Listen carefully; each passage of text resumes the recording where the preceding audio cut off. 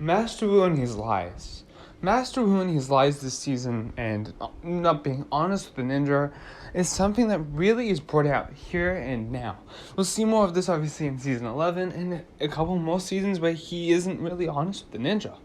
This is one thing where the ninja each interpret this in many different forms. Lloyd obviously regrets not being there, even though he didn't know Master Wu was there. Kai and Nia are upset because basically by the end of the season, they find out what really happened 40 years in the past, finding out where their parents were at, and sort of thinking that Master Wu did know a lot more than he let on. But obviously Master Wu did not know that they were kidnapped or still alive. But there was a lot of information that he could have told them. And even that blacksmith symbol that Master Wu tried to tell Kai, but as he was rapidly aging, he obviously didn't. These are all things that Master Wu has felt, and even in a flashback, you can see his past mistakes, like Misako, going after Misako, letting his brother fall to the darkness, even Moro. These are all things that he regrets at this point. Something that this season focuses on so much is Wu, and we'll see a lot of this in future seasons where it does focus on Wu growing up a lot more. Hands of Time brings out the best in Master Wu and the worst, but only bring out the best of him because as the worst so we see him in the season rapidly age and go downhill, we see the best part of him, which is at the end.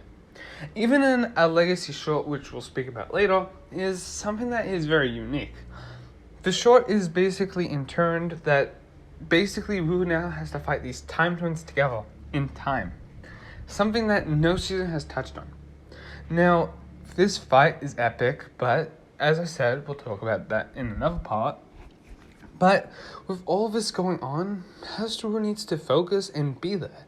And then when he falls to time as a baby, we get straight into him getting the best part of him, where he grows up from Sons of Gamera into Hunted as the wise mentor that he once was to Ninja.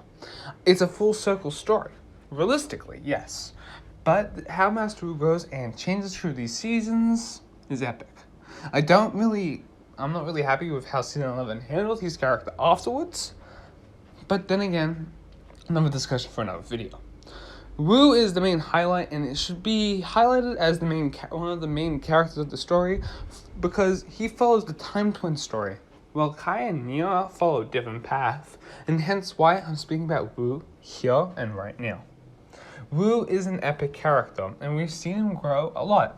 Now, if he dies this season, was it worth it? The ninja are fighting against time, racing against time, to save their master.